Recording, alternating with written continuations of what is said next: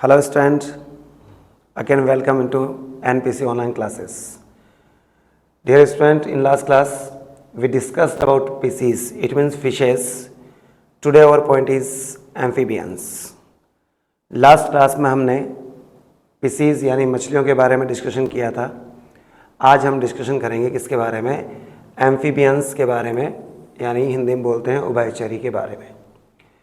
Specially amphibians according to biodiversity, minimum biodiversity in the vertebrate animals is found in the amphibians. Amphibians ही एक ऐसे जंतु हैं कशेरुकी प्राणियों में जिनमें सबसे कम क्या पाई जाती है, जैव विविधता पाई जाती है. अगर मैं डायग्राम चूज़ करने की बात करूँ, देखो आपके सामने मैंने 4 ही डायग्राम चूज़ किए हैं कि वास्तव में बायोडाइवर्सिटी क्या है, बहुत ही कम है, जैव विविधता बहुत ही कम है. अब सबसे पहले बात ये होती है बेटा कि इनको हम लोग एम्फीबियंस कहते क्यों हैं, इनको उभयचरी कहते क्यों हैं. तो इनका जीवन जो होता है वो ड्यूल होता है. ड्यूल का मतलब होता है इनके जीवन की एक अवस्था पूर्णतः जलीय होती है, यानी कंप्लीटली कैसी होती है, एक्वेटिक होती है, जबकि दूसरी अवस्था पूर्णतः कैसी होती है, स्थलीय होती है, टेरेस्ट्रियल होती है. इट मीन्स इनकी लाइफ में ड्यूल नेचर है. एक नेचर में ये कहाँ रहेंगे, पानी के अंदर रहेंगे, एक्वेटिक रहेंगे, और दूसरे नेचर में ये कहाँ रहेंगे, सोइल, जो मॉइस्ट सोइल है जहाँ पर क्या है, नमी है, वहाँ पर रहते हैं. तो इन्हें हमें सबसे पहले कह सकते हैं कि जो उभयचरी या एम्फीबियंस हैं ये क्या हैं. तो ये फर्स्ट जो है, प्रथम स्थलीय प्राणी है. फर्स्ट टेरेस्ट्रियल एनिमल्स जो हैं वो कौन है, एम्फीबियंस है. अब एम्फीबियंस की आगे बात करते हैं, इनकी हैबिट कैसी है, हैबिटेट कैसी है, रेस्पिरेशन कैसे करते हैं, एक्सक्रिएशन कैसे करते हैं, यानी शोषण कैसे होता है, पाचन कैसे होता है, उत्सर्जन कैसे होता है, परिसंचरण कैसे होता है, रिप्रोडक्शन जनन कैसे होता है, उनके बारे में हम बात करेंगे. ओके स्टूडेंट, तो सबसे पहला जो पॉइंट मैंने बताया आपको कि ये फर्स्ट क्या है, प्रथम स्तरीय प्राणी है. अब इनकी बॉडी के बारे में बात करें, जैसे कि मैं आपके सामने खड़ा हूँ, मैं कह सकता हूँ कि जो मेरा शरीर है वो 3 भागों में बटा हुआ है. कौन कौन सा है, सिर है, ग्रीवा है, और इसे हम बोलते हैं ट्रंक यानी धड़ है. तो इन प्राणियों का जो शरीर आप देखिए, इनमें 4 डायग्राम आपके सामने हैं. इनमें 2 ही चीज़ें हैं, एक जो है वो तो है सिर वाला पार्ट, और बाकी बचा हुआ कौन सा पार्ट है, धड़ वाला पार्ट है. It means the body of amphibians is divided into only 2 parts. First part is head and second part is trunk. तो इनके शरीर में कितने भाग हो गए बेटा, 2 भाग हो गए. एक जो होता है वो होता है इनका सिर होता है, और दूसरा जो इनका भाग होता है वो कौन सा होता है, धड़ होता है, यानी ट्रंक होता है. अब आगे बात करें स्पेशली कि इसमें तीसरा स्पेशल गुण क्या है. तो आप देखिए, ये लोकोमोशन के लिए, गमन के लिए इनके पास 1 2 3 4 यहाँ पर क्या है, लेग्स हैं, दिख रहे हैं आपको. तो ये 4 लेग्स हैं, यानी गमन करने के लिए इनके पास क्या होती हैं, टांगे पाई जाती हैं. और वो टांगे जो हैं वो कितनी होती हैं, वो 4 होती हैं. इसीलिए इन्हें हमने जो सुपर क्लास है, महावर्ग है, उस कौन से महावर्ग में इन्हें रखा है, हमने टेट्रापोडा में रखा है. तो एम्फीबियंस जो है उनका महावर्ग सुपर क्लास कौन सा हो गया, टेट्रापोडा. फर्स्ट पॉइंट मैंने आपको बताया कि ये प्रथम स्तरीय प्राणी है. दूसरा मैंने बताया कि इनकी जो बॉडी होती है वो सिर और धड़ में विभक्त होती है. तीसरा मैंने बताया गमन के लिए इनके अंदर 4 टांगे यानी 2 जोड़ी क्या पाई जाती है, टांगे पाई जाती है. अब देखिए, ये एक्वेटिक कंडीशन में रहते हैं, तो इनके पैरों के बीच में, इनकी जो फिंगर्स है उनके बीच में मेम्ब्रेन है, दिख रही है आपको. ये मेम्ब्रेन क्या करती है, इनको फ्लोटिंग में यानी तैरने में क्या करती है, हेल्प करती है. अब थोड़ा अपन अंदर की ओर चलते हैं. उभयचरी का मतलब मैंने बता दिया था कि ये जलीय भी है, स्थलीय भी है. एक अवस्था जीवन के जल में है, एक अवस्था पूर्णतः स्थल पर है. अब इनके अंदर की ओर चलते हुए हम बात करते हैं इनके स्केलेटन के बारे में, इनके अंतःकंकाल के बारे में, एंडोस्केलेटन के बारे में. तो बेटा इनका अंतःकंकाल 2 चीज़ों से बना होता है. एक तो बना होता है बोन्स से, और एक बना होता है कार्टिलेज से. इट मीन्स इनका अंतःकंकाल किससे बना हुआ है, एक तो बना हुआ है किससे, बोन्स यानी अस्थि से, और दूसरा जो बना हुआ है वो किससे बना हुआ है, उपास्थि से बना हुआ है. अब और आगे चलते हैं, हम इसकी बात करते हैं, स्टार्ट करते हैं कहाँ से, पाचन तंत्र से, डाइजेस्टिव सिस्टम से. सबसे पहले बात करें इसके हम पाचन तंत्र के बारे में कि इनमें पाचन कैसे होता है, पाचन के लिए इनमें क्या पाई जाती है. तो डियर स्टूडेंट, पाचन के लिए इनमें वेल डेवलप्ड क्या पाई जाती है, एलिमेंट्री कैनाल या क्या पाई जाती है, आहार नाल पाई जाती है. लेकिन यहाँ सोचने वाली बात यह है कि जो आहार नाल है ह्यूमन बीइंग में, आहार नाल कहाँ खुलती है? एनस में खुलती है, गुदा में खुलती है। लेकिन यहाँ पर आहार नाल एक विशेष प्रकार की संरचना में खुलती है जिसे हम बोलते हैं अवस्कर, इसे बोलते हैं, या इसे बोलते हैं क्लोएका हम कहते हैं। अवस्कर या क्लोएका के बारे में बाद में डिस्कशन करूंगा। या अपन चलो पहले बात कर लेते हैं। हमारे अंदर हर चीज के लिए, उत्सर्जन के लिए अलग छिद्र है, रिप्रोडक्शन के लिए अलग छिद्र है, मूत्र त्याग, मल त्याग के अलावा आहार नाल का हमारे अंदर एक अलग छिद्र है। ये सारी ओपनिंग्स कैसी हैं? अलग अलग है। इसमें सारी ओपनिंग एक ही जगह पर होती है, उसका नाम क्या है बेटा? अवस्कर है, यानी क्लोएका है। अब आगे चलते हैं। इसकी आहार नाल की स्टार्टिंग कहाँ से होती है? माउथ से होती है, मुख से होती है। जैसे हमारे मुंह में दांत हैं, टीथ हैं, वैसे इनके मुंह में भी क्या होते हैं? दांत होते हैं। लेकिन हमारे दांतों के लिए हम बोलते हैं कि हम थिकोडोंट हैं। थिकोडोंट इट मीन्स हमारे दांत जो है, जो हमारे जाज हैं, जो मसूड़ हैं, उनके गर्त में दबे हुए होते हैं। और इनके जो दांत हैं, जो टीथ हैं, वो कैसे हैं बेटा? वो हैं गर्त दंती हैं। यानी ये कैसे हैं? ये हैं एक्रोडोंट हैं। तो इनके जो टीथ हैं वो कैसे होते हैं? एक्रोडोंट होते हैं। अगर हम बात करें, मुख में जिह्वा होती है, जीभ होती है। हमारी जो जीभ है, हमारी जो टंग है, उसका पिछला भाग हमारी बक्कल कैविटी से अटैच है। पिछला भाग जुड़ा हुआ है और आगे का भाग कैसा है? फ्री है। जबकि इनके अंदर क्या होता है डियर स्टूडेंट? इनका आगे का भाग तो क्या होता है? अटैच होता है, और पीछे वाला भाग कॉइल्स के रूप में होता है। इस तरह से क्या होता है? कुंडलित होता है। तो हमें इनमें फ़र्क क्या है? हमें इनमें डिफरेंस ये है कि हमारे टंग का बेसल पार्ट, पीछे का पार्ट जो है वो अटैच होता है, आगे का भाग फ्री होता है। और इनके अंदर आगे का भाग अटैच होता है और पीछे वाला भाग कैसा होता है? फ्री होता है। ये बात हो गई कंप्लीट किसके बारे में? आहार नाल के बारे में। अब चलिए आगे चलते हैं। आहार नाल के बाद नेक्स्ट हम बात करें किसके बारे में? इनमें नेक्स्ट पॉइंट है किसके बारे में बात करें? तो इनकी मैं बात करें रेस्पिरेशन या श्वसन के बारे में। अब देखिए, मैंने बोला इनकी जीवन की एक अवस्था कहाँ है? जल में है। एक अवस्था कहाँ पर है? मॉइस्ट धरातल पर है। तो ऐसी कंडीशन में जो जलीय कंडीशन है, जलीय जो इनकी स्टेज है, उसमें ये श्वसन करते हैं। किससे करते हैं? गिल्स से करते हैं। यानी जो इनकी लार्वा अवस्था है वो श्वसन किससे करेगी? गिल्स से करेगी। आगे अपन बात करें, जब ये पूर्णतः टेरेस्ट्रियल हो जाएंगे, जमीन पर आ जाएंगे, तो इनमें श्वसन के लिए बन जाएंगे लंग्स, या क्या बन जाएंगे? फेफड़े बन जाएंगे। ओके, तो इनमें श्वसन अपन बात करें किससे होता है? गिल्स से भी होता है, फेफड़ों से भी होता है। कभी कभार ये श्वसन जो है अपनी बक्कल कैविटी यानी किससे? मुख गुहा से भी करते हैं, बक्कल कैविटी से भी करते हैं। और सबसे बड़ी बात, इनकी जो स्किन होती है, जो स्मूथ होती है, जो बहुत ज़्यादा उसमें नमी होती है, मॉइस्ट होती है, उस स्किन में बहुत ज़्यादा मात्रा में ब्लड कैपिलरीज यानी रक्त केशिकाएं पाई जाती हैं।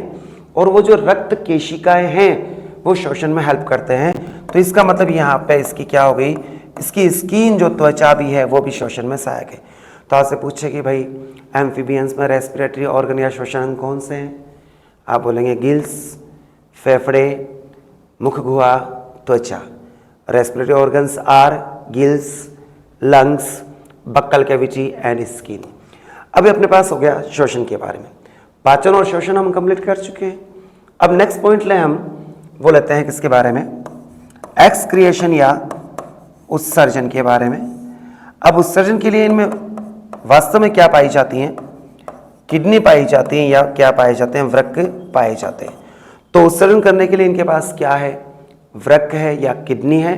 लेकिन खास बात यह है कि ये उत्सर्जी पदार्थ के रूप में, एक्सक्रीटा के रूप में क्या निकालते हैं? जब तक ये जल में है, श्वसन किससे कर रहे हैं? गिल्स से। और जलीय कंडीशन में इनमें जो है उत्सर्जी पदार्थ कैसा होता है? अमोनिया होता है। इट मीन्स एक्वेटिक जो कंडीशन है, जलीय अवस्था है, उसमें ये अमोनोटेलिक होते हैं। आपसे पूछे कि अमोनोटेलिक किससे कहते हैं? तो आपका आंसर होगा ऐसे प्राणी जो उत्सर्जी पदार्थ के रूप में अमोनिया का निष्कासन करते हैं, अमोनोटेलिक कहलाते हैं। Animals which excrete ammonia at the form of excretive material are known as ammonotelic। लेकिन जब ये एडल्ट में चेंज हो जाते हैं, लार्वा वयस्क में बदल जाता है, तो इनमें उत्सर्जी पदार्थ जो होता है वो अमोनिया की जगह क्या हो जाता है डियर स्टूडेंट, यूरिया हो जाता है। तो ये कैसे होते हैं, यूरियोटैलिक हो जाते हैं। ऐसे प्राणी जो उत्सर्जी पदार्थ के रूप में यूरिया निकालते हैं उनको हम बोलते हैं यूरियोटैलिक। तो देखिए आप उत्सर्जन के लिए इनके पास क्या है, किडनीज है, लेकिन उत्सर्जी पदार्थ एक तो हो गया अमोनिया और एक हो गया यूरिया। अमोनिया कब एक्सक्रीट करते हैं, कब बाहर निकालते हैं, जब ये कहाँ पाए जाते हैं डियर स्टूडेंट, जल में पाए जाते हैं। और यूरिया जब ये स्थल पे होते हैं, यानी जलीय अवस्था में अमोनोटेलिक हैं और स्थलीय अवस्था में ये यूरियोटेलिक है। हमारे पास बात हो चुकी है इसके पाचन की, इसके शोषण की, इसके उत्सर्जन की। अब हम जो नेक्स्ट पॉइंट लेंगे वो लेंगे इसके सर्कुलेटरी सिस्टम या किसकी, परिसंचरण की। परिसंचरण में बात करें, इनमें ब्लड होता है, रेड होता है, और आप अच्छे से जानते हैं ब्लड रेड क्यों होता है, हीमोग्लोबिन के कारण होता है। हीमोग्लोबिन एक क्या है, पिगमेंट है जो हमारे रक्त को, जो इनके रक्त को कौन सा रंग देता है रिएक्शन, लाल रंग देता है। अब बात करें इनका जो हार्ट होता है, जो हृदय होता है, उसमें कितने चैम्बर होते हैं, how many chambers are present in the heart of amphibians, then your answer is 3। कितने चैम्बर है, 3 है, जिसमें 2 तो क्या होते हैं, ऑरिकल यानी कौन होते हैं, आलिंद होते हैं, और एक क्या होता है इसमें, निलय होता है। कल हमने पीसीज की बात की थी, और पीसीज मछलियों मैंने बताया था कि मछलियों का जो हृदय होता है उसमें 2 ही चैम्बर होते हैं, एक आलिंद होता है और एक निलय होता है। अब देखिए यहाँ पर इसका हृदय जो है वो कैसा है, 3 चैम्बर्ड है, जिसमें क्या है 2 ऑरिकल है और एक क्या है वेंट्रिकल है, यानी 2 आलिंद है और एक निलय है।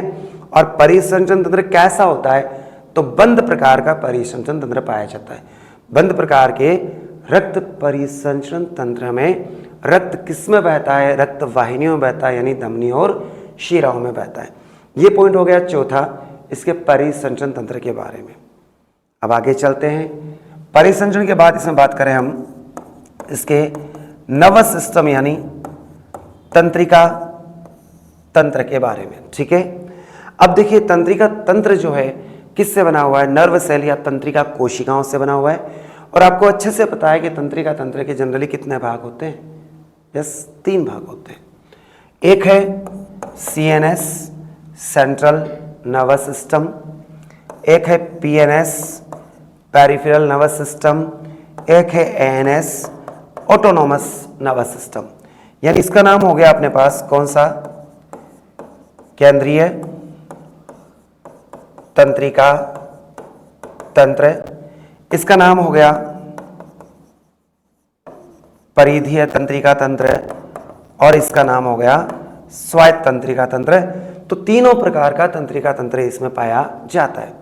अब देखिए एक खास बात आपसे ये पूछी जा सकती है, एग्जाम के लिए बहुत इंपॉर्टेंट होती है कि इसके ब्रेन से केंद्रीय तंत्रिका तंत्र में कौन शामिल है, मस्तिष्क या ब्रेन शामिल है। तो जो मस्तिष्क से तंत्रिकाएं निकलती हैं उनको हम बोलते हैं क्रेनियल तंत्रिकाएं। क्या बोलते हैं डियर स्टूडेंट, क्रेनियल तंत्रिकाएं। तो आपको ध्यान रखना है कि इसमें मस्तिष्क से निकलने वाली जो क्रेनियल नर्व या क्रेनियल तंत्रिका होती हैं वो कितनी होती हैं, तो ये बहुत अच्छा पॉइंट है। ये कितनी जो होती हैं बेटा, 10 जोड़ी होती हैं। तो तंत्रिका तंत्र अपना कंप्लीट। हम लोग एक समरी पढ़ रहे हैं, एक सारांश पढ़ रहे हैं। हम लोग कोई स्पेशली इसको एनिमल को चूज करके नहीं पढ़ रहे हैं। हमारा जो अभी एम है वो ये देखना है कि एम्फीबियंस जो उभयचरी होते हैं उसमें किस तरह की कैरेक्टरिस्टिक्स पाए जाते हैं, किस तरह के गुण पाए जाते हैं। तो हम सरफेस नॉलेज ही यहाँ डिस्कशन कर रहे हैं। तो तंत्रिका तंत्र कितने भागों में बटा हुआ है, 3 भागों में, केंद्रीय तंत्रिका तंत्र, परिधीय तंत्रिका तंत्र, स्वायत्त तंत्रिका तंत्र। केंद्रीय तंत्रिका तंत्र में जो मस्तिष्क है उस मस्तिष्क से निकलने वाली तंत्रिकाओं का नाम है क्रेनियल तंत्रिका है। क्रेनियल तंत्रिका है जो कितनी होती है, 10 जोड़ी होती है, और ये कई एग्जाम में पूछा जाता है। आगे बात करें डियर स्टूडेंट्स, पाचन तंत्र कंप्लीट है, श्वसन तंत्र हम डिस्कशन कर चुके हैं, उत्सर्जन तंत्र हम पढ़ चुके हैं, परिसंचरण तंत्र हम डिस्कशन कर चुके हैं, तंत्रिका तंत्र के बारे में बात कर चुके हैं। अब एक बहुत प्यारा सा पॉइंट जो आप सोच भी नहीं सकते कि ऐसा कुछ होता है क्या।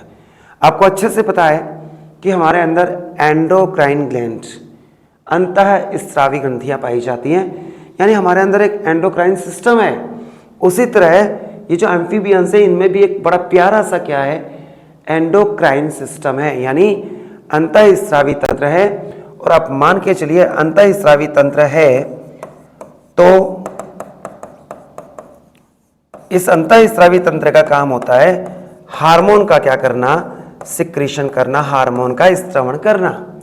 और इसके अंदर मेनली दो हार्मोन बहुत महत्वपूर्ण है और एक हार्मोन है थायरोक्सिन। आप अच्छे से जानते हैं थायरोक्सिन हार्मोन किससे स्रावित होता है, थायराइड ग्रंथि से। तो आप मान के चलिए फ्रॉग में, एम्फीबियंस में भी कौन सी ग्लैंड पाई जाती है, थायराइड ग्रंथि पाई जाती है, जो क्या करती है, थायरोक्सिन का स्त्रवण करती है। इसके अलावा इसमें एक और हार्मोन है, उसका नाम है लैक्टिन। अब ये लैक्टिन और थायरोक्सिन करते क्या है, ये बहुत अच्छा पॉइंट है, इनके बारे में आप ध्यान देंगे। थायरोक्सिन हार्मोन मैंने बताया कि इसके अंदर लार्वा पाया जाता है, उस लार्वा का नाम होता है, ये लार्वा है, और इस लार्वा को किस में चेंज होना है, बाद में आगे चल के एडल्ट या वयस्क में चेंज होना है। तो लार्वा से वयस्क बनने की जो क्रिया है उसे हम बोलते हैं, क्या बोलते हैं, कायांतरण बोलते हैं, या इसे बोलते हैं मेटामॉर्फोसिस। और मेटामॉर्फोसिस में यानी कायांतरण में जो हार्मोन आएगा उसका नाम क्या है डियर स्टूडेंट, थायरोक्सिन है। तो आपसे पूछे कि वो कौन सा हार्मोन है जो इसकी लार्वा अवस्था को वयस्क अवस्था में बदलता है। पहली चीज, लार्वा अवस्था से वयस्क अवस्था बदलने की क्रिया का नाम है कायांतरण, या इसे बोलते हैं मेटामॉर्फोसिस। अब इसमें एक ध्यान रखेंगे कि हार्मोन तो थायरोक्सिन है, लेकिन एक कायांतरण की एक खास बात क्या है स्टूडेंट, कि कायांतरण दो तरह से हो सकता है कि लार्वा जो है वो कैसा हो, कम विकसित हो, और वयस्क जो वो कैसा विकसित हो, अधिक विकसित हो। तो हम कह सकते हैं कोई भी चीज कम विकास से कहाँ जा रही है, अधिक विकास की ओर जा रही है, और इस प्रकार के कायांतरण को बोलते हैं प्रगामी या प्रोग्रेसिव मेटामॉर्फोसिस, या क्या बोलते हैं, प्रगामी कायांतरण कहते हैं। बात समझ में आ गई स्टूडेंट। तो आपसे पूछे कि एम्फीबियंस में कौन सा कायांतरण होता है, जनरली इनमें तो प्रगामी कायांतरण होता है, प्रोग्रेसिव होता है, जिसमें वयस्क जो है लार्वा की तुलना में ज्यादा विकसित होता है। लार्वा अवस्था को बनाने में जो दूसरा हार्मोन है उसका नाम क्या है, लैक्टिन। तो लैक्टिन हार्मोन स्पेशली क्या करता है, इसको लार्वा अवस्था को कंटिन्यूअस बनाए रखने में क्या करता है, सहायता करता है। ओके, अब हम थोड़ा आगे चलते हैं। जब अंतःस्रावी तंत्र हो जाता है तो लास्ट हमारे पास बचता है, वो बचता है कौन, इसका रिप्रोडक्टिव सिस्टम या जनन तंत्र है। जनन तंत्र के बारे में या रिप्रोडक्टिव सिस्टम के बारे में हम बात करें तो ये जंतु यूनिसेक्सुअल होते हैं, यानी कैसे होते हैं, एक लिंगी होते हैं। एक लिंगी का मतलब ये है कि नर और मादा सेपरेट होते हैं, male and female both are separated. और कमाल की चीज ये है कि आप फ्रॉग को देख के, आप एम्फिबियंस को देख के ये बता सकते हैं कि इसमें कौन सा नर है और कौन सी मादा है, बाहर से देख के बता सकते हैं। यानी मेल और फीमेल को आप क्या कर सकते हैं, आइडेंटिफाई कर सकते हैं। और इस गुण का ये एक शब्द हम यूज करते हैं, उसका नाम है सेक्सुअल डाइमॉर्फिज्म या लैंगिक द्विरूपता। तो एम्फीबियंस में क्या पाई जाती है, लैंगिक द्विरूपता पाई जाती है। हम बाहर से ही देख के ये बता सकते हैं कि कौन सा नर है और कौन सा मादा है। ओके, अब आगे बात करें कि इनमें निषेचन कैसा होता है। ऑब्वियसली ये कहाँ रहते हैं, जल में रहते हैं, और मैक्सिमम लाइफ कहाँ बिताते हैं, जल में बिताते हैं। टेरेस्ट्रियल होते हुए भी, जमीन पर रहते हुए भी कहाँ रहना पसंद करते हैं, मॉइस्ट टेरेस्ट्रियल लैंड पे, या फिर पानी के अंदर रहना पसंद करते हैं। तो ऐसी कंडीशन में इनमें जो निषेचन होता है वो एक्सटर्नल फर्टिलाइजेशन या कैसा होता है, बाह्य निषेचन होता है। इज दैट क्लियर, कौन सा निषेचन है बेटा, बाह्य निषेचन होता है। और बाह्य निषेचन होने के बाद इसके अंदर जो डेवलपमेंट है, जो परिवर्धन है, वो इनडायरेक्ट यानी क्या होता है, अप्रत्यक्ष परिवर्धन होता है। अप्रत्यक्ष परिवर्धन का मतलब है उसमें क्या पाई जानी चाहिए, उसमें लार्वा अवस्था पाई जानी चाहिए। और इनके लार्वा को हम बोलते हैं, क्या बोलते हैं जी, टैडपोल कहते हैं। तो जनन तंत्र के बारे में बात करें, एक लिंगी है, बाह्य निषेचन है, लैंगिक द्विरूपता है, ये नर और मादा को बाह्य लक्षणों के आधार पर आसानी से पहचाना जा सकता है। परिवर्तन अप्रत्यक्ष यानी उसमें क्या है, लार्वावस्था है, और लार्वा का नाम क्या है, टैडपोल है। अब इनके थोड़े अंडों के बारे में बात करें, इनके जो अंडे होते हैं वो कैसे होते हैं, तो इनके अंडे मध्य पित्तकी प्रकार के होते हैं। एक शब्द है बेटा पित्तक और एक शब्द होता है पित्त, दोनों में बहुत फर्क है। पित्तक का मतलब होता है योक और पित्त का मतलब होता है बाइल। ये बाइल जो है इसका रिलेशन तो है हमारे पाचन तंत्र से, डाइजेस्टिव सिस्टम से, लेकिन योक जो है इसका रिलेशन जो है, जो एग है उस एग के अंदर नया क्या बनना है, नया एक इन्फेंट बनना है, और नया इन्फेंट नया जीव बनना है, और उस जीव को क्या चाहिए, नरिशमेंट चाहिए, पोषण चाहिए। भाई परिवर्तन कहाँ हो रहा है, शरीर से बाहर हो रहा है, निषेचन कहाँ है, बाह्य निषेचन है। तो ऐसी कंडीशन में इनके अंडों में क्या होना चाहिए, एक स्पेशल न्यूट्रेंट होना चाहिए, उसका नाम होता है योक। और वो योक ही क्या करता है, इसे एम्ब्रियो को जो एग में बनेगा उसको क्या देता है, नरिशमेंट देता है, उसको पोषण देता है। आप इस शब्द पे गौर कीजिए बेटा, इसके जो एग हैं मध्य पित्तकी या मीजोलेसिथियल हैं, इसका मतलब ये है कि इनमें पित्तक न तो बहुत ज़्यादा है न बहुत कम है। अगर पित्तक बहुत ज़्यादा होता तो आप मान के चलिए इनमें कभी भी लार्वा अवस्था यानी टैडपोल नहीं होता, क्योंकि पूरी तरह नया जीव बना देता। लेकिन कैसा है, मध्य पित्तकी है, न तो इनमें पित्तक बहुत ज़्यादा है न पित्तक इनमें बहुत कम है। ऐसे कंडीशन में इनमें लार्वा बनना तय है। मैक्सिमम ऐसे जीव जिनके अंडे कैसे होते हैं, मध्य पित्तकी होते हैं, उनमें लार्वा अवस्था पाई जाती है, और इसके लार्वा का नाम क्या है, टैडपोल।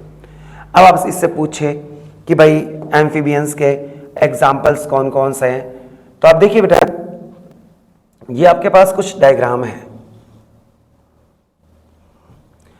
इन डायग्राम में आप देखिए, ये जो आपको फ्रॉग दिखाई दे रहा है, जिसके देखो आगे स्वेलन पार्ट है, फुला हुआ पार्ट है, अंगुलियों फिंगर्स में दिखाई दे रहा है, ये कॉपुलेटरी पैड्स हैं जो जनन में क्या होते हैं, सहायक होते हैं।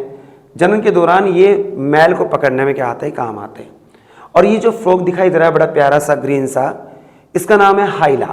क्या नाम है इसका, इसका नाम है हाइला। और ये हाइला रहता कहाँ पर है, आप वृक्ष पर रहता है।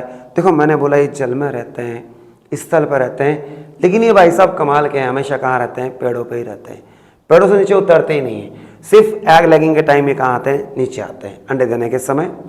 ये दूसरा आप मेंढक देखिए जो बड़ा गोल्डन सा लग रहा है, सुनहरा सा लग रहा है, ये जो है इसका नाम है रेकोफोरस। ये कौन सा है बेटा, ये है रेकोफोरस। और ये रेकोफोरस जो है ये कहाँ रहता है, झाड़ियों में रहता है, लेकिन आवश्यकता पड़ने पर वृक्ष पे जा सकता है। ओके, इसके बाद ये देखो आप, ये एक और दे रखा है, बड़ा प्यारा सा जीव आपको दिख रहा होगा ब्लैक कलर में। ये जो है इसे हम बोलते हैं मड पोपी। मड पोपी यानी कीचड़ में रहना पसंद करती है। और इसके बाद ये जो दिख रहा है ये अपना इंडियन ब्लू फ्रॉग है, जिसे बोलते हैं राना टिग्रीना। तो ये अपने पास कौन हो गया, ये अपने पास हो गया हाइला, ये हो गया रेकोफोरस, ये अपने पास कौन हो गया, इंडियन बुल फ्रॉग और राना टिग्रीना, और ये अपने पास हो गई मड पोपी। मड पोपी